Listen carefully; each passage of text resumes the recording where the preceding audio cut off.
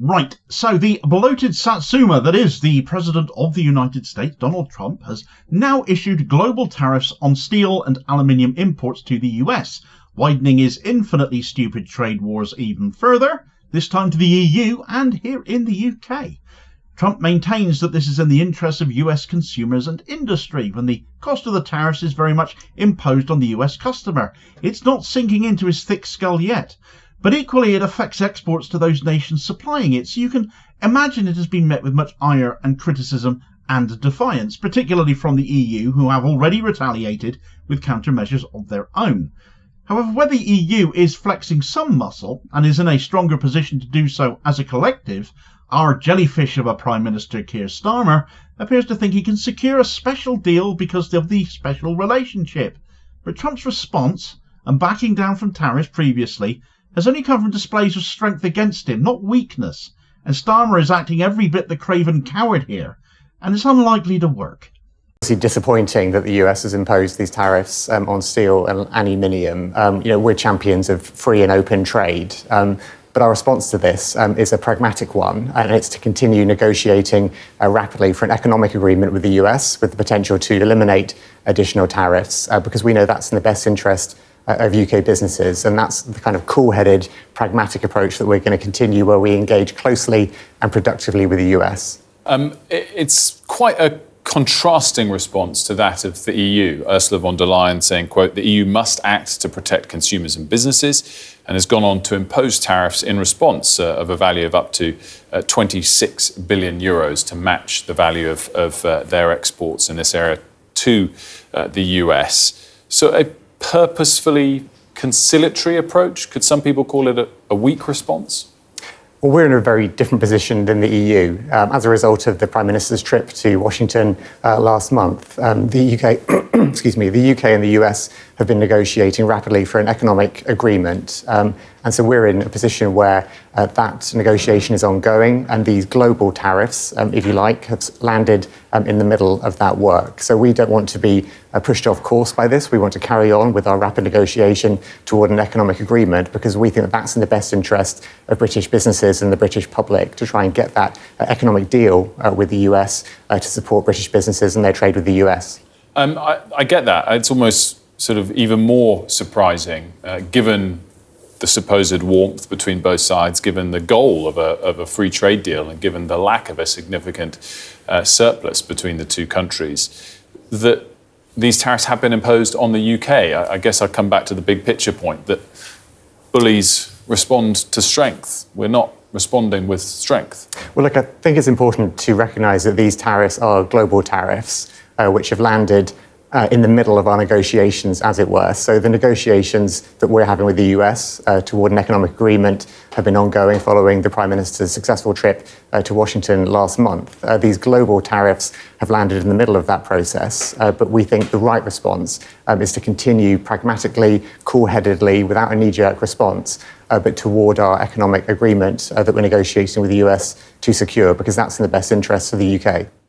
Right, so that was a video clip there of Treasury Minister James Murray, very much in jellyfish mode like his boss, excusing the cowardice of Keir Starmer's government in the face of Trump's tariffs on British steel and aluminium, in the vain hope they can get one up on the whole of the EU, who have gone straight to countermeasures.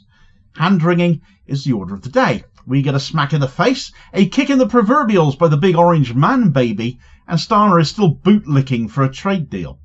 What incentive is there for someone like Trump to give him one, in which case, when he can just take, and you'll accept it, Keith? When he can harm British exports, or the scale of them at least, and you won't retaliate, but instead let him get away with it in the hope he, throws you a few crumbs? There's no trade deal. Within the middle of so-called negotiations over that deal, Trump decides to impose tariffs on us. Bullies do respond to strength. He's dared us to show him some strength, and what Starmer has done is show him limpness.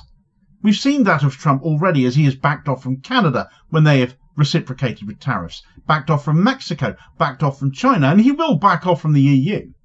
He won't back off from us, though. With the PM acting like a shiver looking for a spine, there's no chance of that.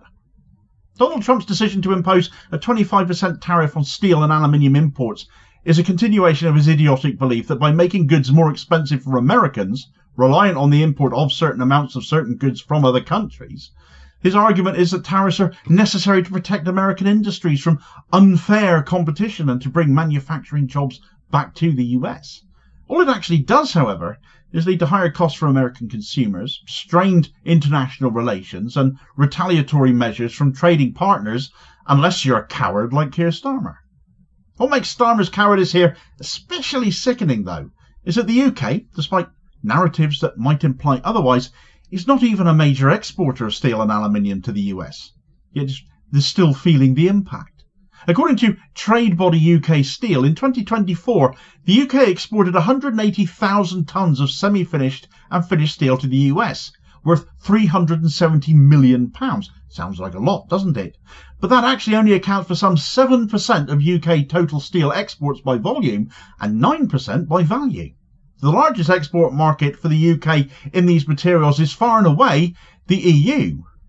Speaking of, in stark contrast to the UK's timid reaction, the European Union has responded to Trump's tariffs with decisive countermeasures. £28 billion worth of US goods getting tariffed beginning on the 1st of April. The EU demonstrating that, like other nations, it will stand up to economic bullying as well. The EU's response is not just about protecting its industries, it's also about sending a clear message to the US that unilateral trade actions won't go unchallenged here either. By imposing targeted tariffs on American goods, the EU is leveraging its economic power as a large trade bloc to force the US to reconsider its approach. We'd be part of that if we hadn't left, of course. Instead, we're undermining that trade bloc, or trying to in our timid, weaselly way, or that of the Starmer regime, that our largest steel and aluminium export market, that is, in favour of the US instead, which in this industry certainly is worth a whole lot less. But equally, we'll have other British industries wondering if Starmer will sell them out to Trump next when Trump inevitably imposes yet more tariffs. If he can get away with it now, he'll try it again. He's bound to. It's the sort of person he is. But while the EU takes a firm stand, the UK's response is embarrassingly weak. Despite pre-tariff assurances from Business Secretary Jonathan Reynolds that the government would not hesitate to respond in the national interest, the UK has failed to impose any meaningful countermeasures at all. Reynolds now calling the tariffs disappointing, but without any retaliation whatsoever on the horizon. This inaction is galling not only because of the relatively small volume of steel and aluminium exports to the US from here, but because these tariffs will harm steel manufacture here in the UK, with ever-increasing energy bills already harming the sector, with job losses and plant closures looming on the horizon. It's a privatised industry. How long before these companies just do what all privatised companies do when they get a bit hard up and go cap in hand to Starmer for bailouts, all as a result of his cowardice, just to keep them going? A steel industry that is, of course, necessary for our security, our infrastructure and defence, as that is. Starmer can pour more money into defence. These steel companies are going to go, well, why can't we have a slice of that then? He'll have to have an answer for that. Of course, he could just renationalise energy and steel and solve that problem completely, but we know he won't do that, don't we? Starmer's government seems to be clinging to the outdated notion of there being some sort of a special relationship with the US, hoping for a special deal that will never materialise, not with a clown like Trump running the show. Trump has repeatedly shown that he respects strength, not weakness. His administration has consistently responded to power and resolve, as evidenced by those negotiations with the EU, as the reaction they've just put on show, Canada and Mexico as previous examples of that. By failing to retaliate, the UK is signalling to Trump that it is a weak and an easy target for him to exploit and keep on kicking, just undermining his position in future trade negotiations. This dishonesty and cowardice from Starmer's regime is not just a betrayal of the British steel industry either. It's a betrayal of the workers and communities that rely on it, so much for Labour being the party of work or workers. The steel industry is a vital part of the UK's industrial base, supporting thousands of jobs and contributing to other critical sectors such as defence and infrastructure. So by failing to stand up for this industry here and now to Trump, Starmer's government is failing to stand up for Britain. It really is that clear cut. That is the scale of it. Steel privatisation has only harmed the industry, softened it up for the assault it is now under. It has failed to deliver the investment and innovation promised that was needed to secure the industry's future. Renationalising the steel industry would reverse that, ensure the survival of the sector as we need it, save the thousands of jobs that are reliant on it. It would be in the national interest to do that, therefore, because of how essential it is to all manner of other industrial sectors. The Tory-esque critics of renationalisation will always argue that it would be a step backwards, back to the 70s, because it didn't work before, they claim, but that is very, very short-sighted. The privatised steel industry has been unable to compete on the global stage. Look at how easily it's been undercut in recent years by cheap Chinese steel imports. There's an obvious need for a long-term strategic approach to industrial policy. If private companies cannot find new customers and adapt to changing market conditions, even in this instance where those US steel exports are such a small proportion of all of our collective steel exports, they have no one to blame but themselves. You're a business. Run them as such. Otherwise, renationalise and hand this industry back to us, the people from whom it was stolen by Thatcher. Keir Starmer's Labour government's response has been nothing short of cowardly. While we watch the EU take decisive action to defend its industries, the UK clings to the myth of the special relationship, hoping for a deal that just won't come.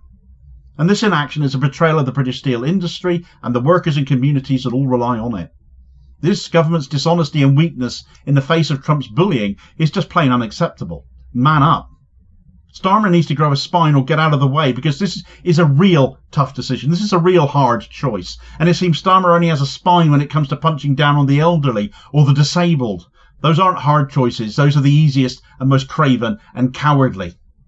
The British people deserve a government that is willing to fight for them, not be frightened of everyone else around them. Not one that cowers in the face of adversity, which sadly is what we seem to have.